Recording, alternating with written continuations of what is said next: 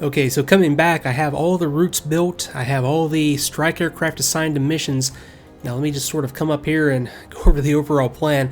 I'm going to use basically the same route for everything that approaches Hanoi, with everybody just using this point right here as sort of a waypoint, and then depending on the target, turning in either to the south and to the west of Gialam, taking out the bridges, and then egressing to the right, still going around that airfield, then back out to this waypoint. Now that's for the Hanoi bridge targets. Now for strike aircraft, these are going to be all A4s that I have assigned to the rail yard. They're going to use basically the same waypoint for ingress and egress, except their IP is going to be down here to the southeast of Hanoi, hit their target, and then turn directly away because I have this SA2 side right here, and then egress in this direction. Now this is going to be dependent upon taking out this SA2. This is what I'm counting on. This is what I hope these seed aircraft do initially, is take this SA2 side out, because that is really what frees me up to use this ingress and egress path. There really aren't that many, as you can see, ideal paths to take in and out, but I think this is our best bet, and that's what I'm going with. Now, aircraft assigned to the individual missions. For the Calvin 2 bridge, I'm assigning just a single 4-ship of A6s. That's all that I could really spare here. For the Paul Dalmer bridge, I'm assigning 8 aircraft. And then for the Yin Vien rail strike, is going to be all 8 A4s. So that's a pretty even split between the strike packages. And then, of course, for the seed, I have 6 A7s that I already have pushing in. So that's how it stands right now. I have not unpaused yet, so when I do unpause, the strike aircraft are going to turn and start to ingress. So let's go ahead and do that and just let things develop. Now I had this ECM aircraft down here pull back. I want to have them start to push in to cover the strike package, and I'm also going to have the tanker track move in a little bit closer to the coast in case we need them. The rest of the package, support elements I can leave as is for the AWACS aircraft right here, and yeah, the rest of the aircraft are marshalling. Well, with the exception of my RA-3Bs and my RA-5 Vigilantes, I'm going to give them a minute or two, and then at least push the Vigilantes in. I'm just going to leave the RA-3Bs out here just sort of on station, using their ELINT capability for just listening out for things. I really don't have anything better for them to do. But then I am indeed going to have the RA5s go in behind the strike package, and I need to go ahead and do that now. So let's go ahead and just assign them a course that's going to take them up here to Hanoi and overfly all the targets and then egress.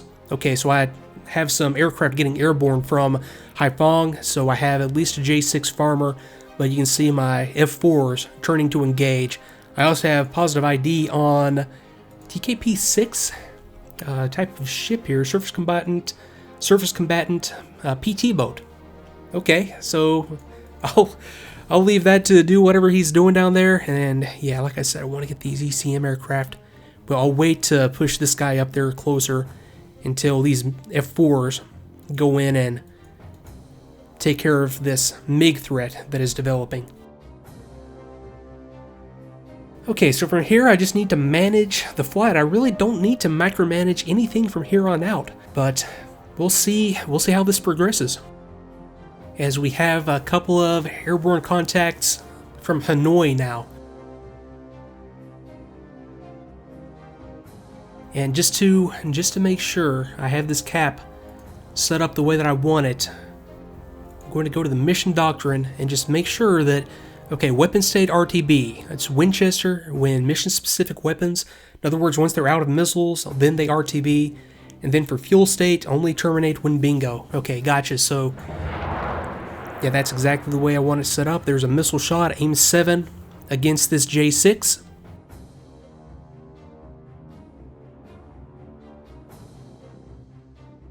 Then two more contacts up here, 641, 649. That's awful fast. That's either MiG-19 or... Okay, now they're slowing down. Those might actually be MiG-21s.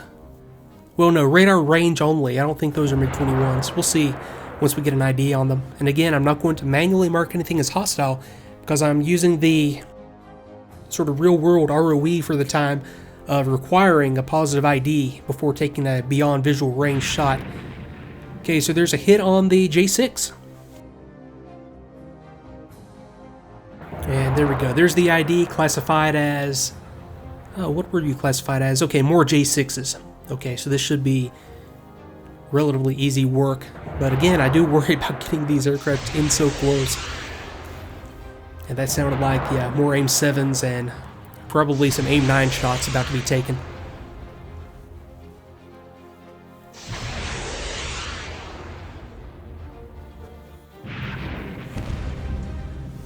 Okay, F4 down. And yeah, that's the risk you take with this ROE of having to get in close to make this positive ID. Okay, let's go ahead and bring this ECM aircraft, yeah, EKA-3B down and get them a little bit closer in so they can start to jam these SA-2 sites around Haiphong. This is going to be kind of hairy, pushing these F4s in. And I think, I don't know, I've got no other choice than to sort of take these guys in now. They're going to be on the outskirts of the SA-2 range. We'll just have to see how this goes. I don't want to dedicate any of these seed aircraft to anything other than the Hanoi area, though. Okay, there's the Illuminator firing up. Yep, there's an SA-2 in the air. Boy, that was quick, right there on the edge of the range. So they're going to automatically evade. I'm tempted here to do so much micromanagement, but I'm not going to do it.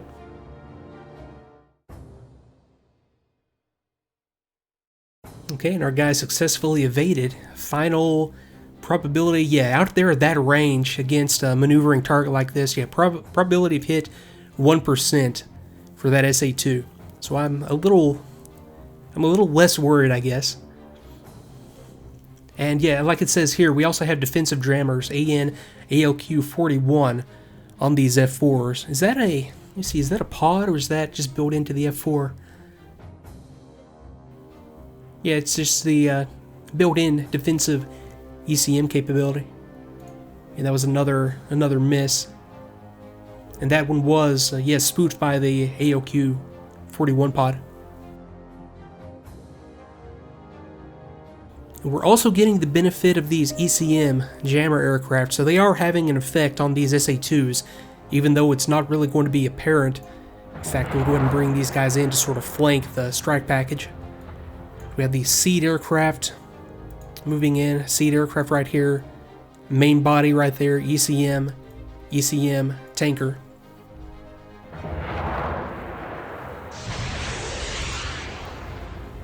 Okay, big furball developing here. Let's see what we have for identifications. MiG-17, so very, very capable if we do get in close with them. It looks like we have taken out one of them, and hopefully we're about to take out the other.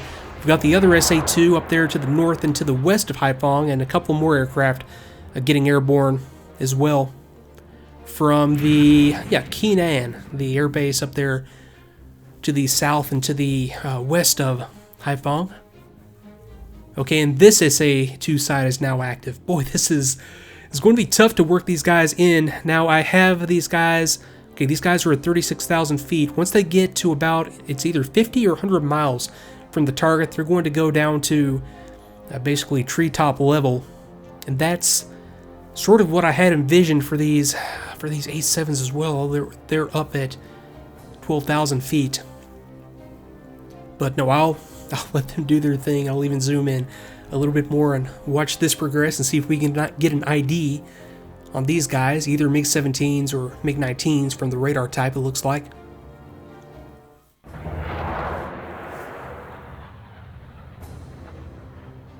Okay, J6 Farmer, MiG-19.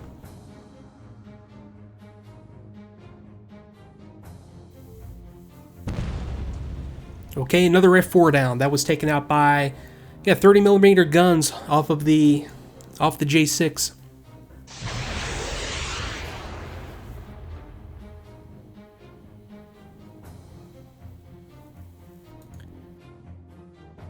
And it is very, very tempting to take a pot shot at this SA-2, but yeah, I don't see that as being the primary threat. Okay, another F4 down, and that was, yep, more 30mm off of the J6. Okay, well, we at least got one of them.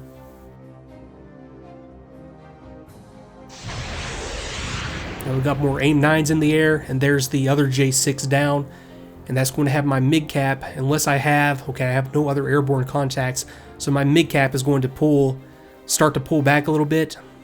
And this is where these jammer aircraft are a little bit slower than I thought they were. I wanted them to be up here sort of a little bit closer to the strike package. Let me take a little bit of action here. I'll just go in here and just have them manually fly at full power, because I really need them a little bit closer to cover all the aircraft against these SA-2s.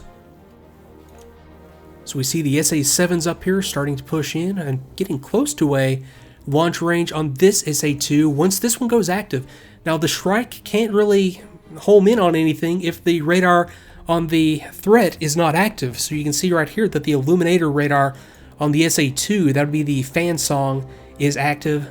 But until it goes active on this SA-2, either the search radar, let me see, what is the search radar? Spoon rest, until one of the radars, spoon rest or fan song, goes active, the seed aircraft can't take a shot. Okay, so let me pull my mid-cap off of this track and just have them come up here closer in. Okay, and that's a missile launch off this SA-2. Okay, we should get some strikes in the air here just momentarily. Okay, there we go, targeting the fan song, illuminator radar. And sorry about that, let me pull it on over. I wanted to have a closer look for you at the AGM-45 as it goes in. Anti-radiation missile.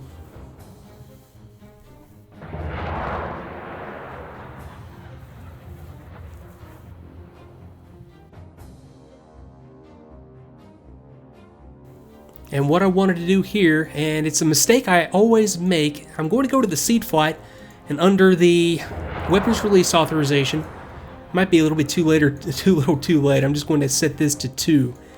Because by default, it fires enough missiles to take care of what's called the target's missile defense value, which for an SA-2 site is 8 missiles.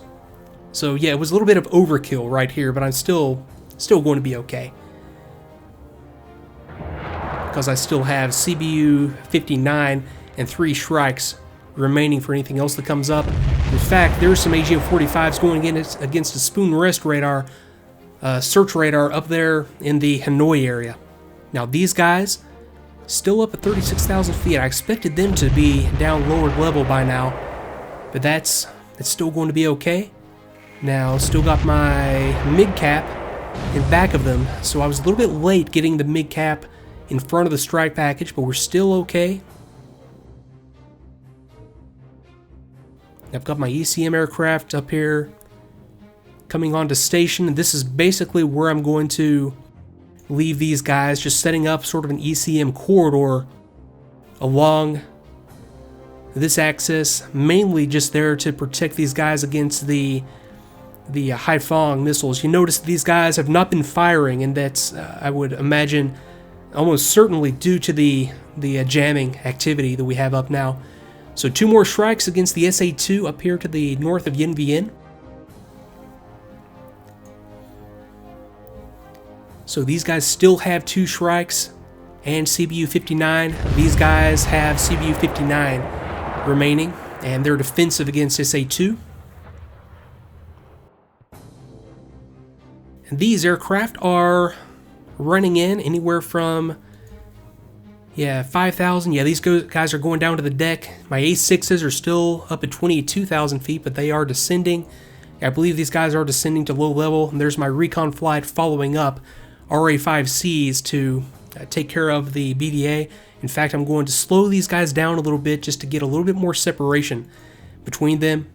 And then, just followed up by the mid-cap, which I would rather not actually push the mid-cap up into the Hanoi area unless there are aircraft present. I don't want to get any more aircraft into this big missile ring than I absolutely have to. Okay, there's an A7A. That was one of my seed flights. Where are you at? Yeah, you were over here, way over Hanoi. You were taken out by some 23mm AAA. Going in there to try to soften the aircraft, or soften the place up. Another strike going in against the spoon rest.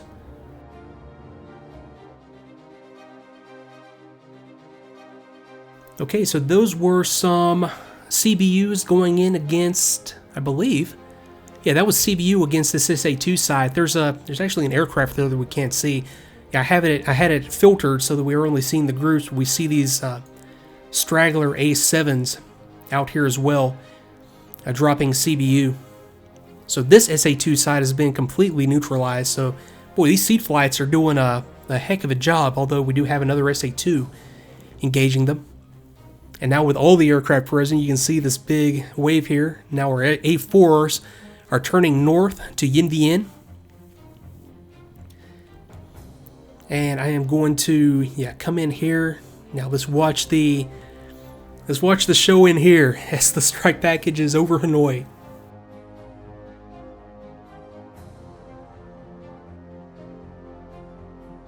And you see all these contacts with a question mark. These are possibly AAA. Okay, there's weapons away from the A4s on the rail yard.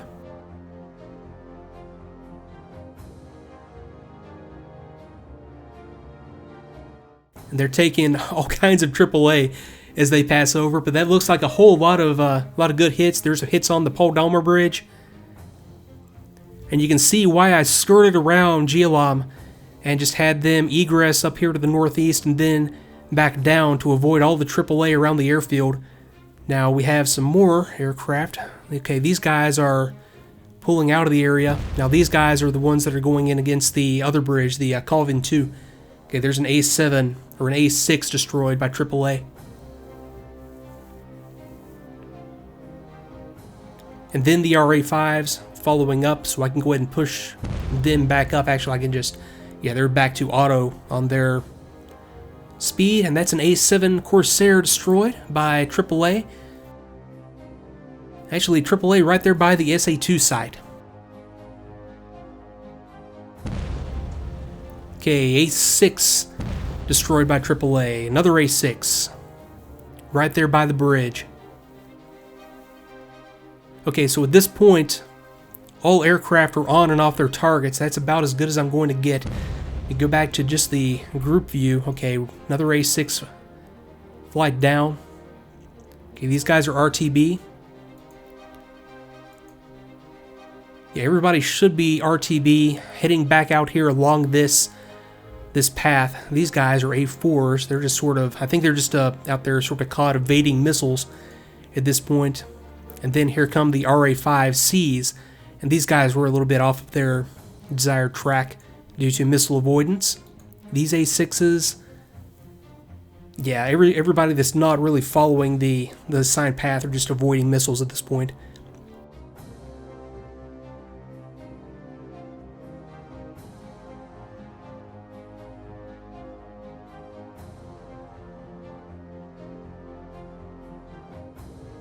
And okay, here we go. We've got a missile launch from Haiphong.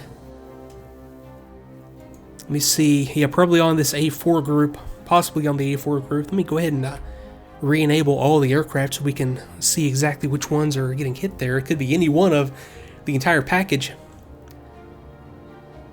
It's kind of surprising considering I have the ECM aircraft. They were so effective before now. But maybe it was just a timing issue. Maybe these guys were out of missiles and reloading throughout the last 10-15 minutes.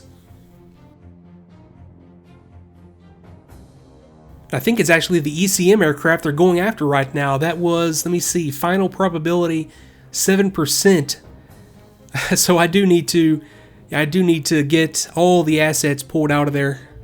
I think I might have been a little bit of ahead of myself on how effective these ECM aircraft were performing just then. So yeah, let me just go ahead and pull everything on out of there. And it doesn't help that these guys are up at 36,000 feet, but yeah, that's just fine. And they'll start to pull out with the rest of the package now. So at this point, let me go ahead and kick in some time acceleration. We'll get everybody recovered, and then we'll have a look at the results and see how the scenario tells us we did. So okay, everybody's out here marshaled up, getting on the approach to the carrier. I can't take it anymore. Let me go ahead and pause the simulation. We'll go to the, I guess first we'll go to losses and expenditures and then look at the overall rating that the scenario designer gives us here. Now, losses on the North Vietnamese side, 10 ZU-23 emplacements, ammo shelters. Now, all of this includes the USAF strike that was controlled by the AI before I went in, but we did take out 2 bridges. So yeah, there's confirmation that we got both of our bridge targets. 15 J6 Farmers, 14 MiG-17s, 6 MiG-21s, a radar, 18, and these are just the launchers for SA-2, and 1 structure, rail yards. That was our rail target. So losses on our side, we lost an A4C, 4 A6s, 2 A7s, and 5 F4Bs, which is better than I was expecting, but it's still not great. And those were mostly due to AAA up here. I mean, I think it was actually totally due to AAA up here over the target. And there's really not much I could have done about that other than have the guys drop from high altitude to stay out of the AAA engagement envelope. The trick there is that we have all unguided bombs. It was just Mark 82s, general purpose bombs up against these targets. So unless these aircraft do get down low into that AAA, there's no way that I'm going to take out anything. So I think that's about, I don't know, I guess that's about what I would expect here. I mean, that's a tough target. That's not something that would be hit every day during Rolling Thunder by any means. That was a tough nut to crack. So those are the losses and expenditures, and the final tally under scoring, minor victory. Oh well, it could have been worse. 1,900 points. I guess I'll take what I can get here. It went okay. That's especially having these new 1.11 features where we can configure how the aircraft will react to fuel state. That was the biggest issue with this scenario before, was that it never failed. Those A4s would just turn around for no reason, well, for the reason that they thought they were low on fuel. They would just turn back around. There was no way to get any of these aircraft really into the target without extreme micromanagement. So this was the most enjoyable, by far, experience I've had with managing the aircraft and managing the flights. So this is really starting to be the air combat and air power simulator that I know that if you're watching this channel that you want this to be. It's very close. I think with that advanced strike planner that allows us to pre-plan missions, this is going to be it's already fun, but it's going to be a lot more fun after that. So folks, I'm going to wrap this one up here. I hope you enjoyed it, and I'll be back a little later with another scenario. So thanks again, and I'll see you next time.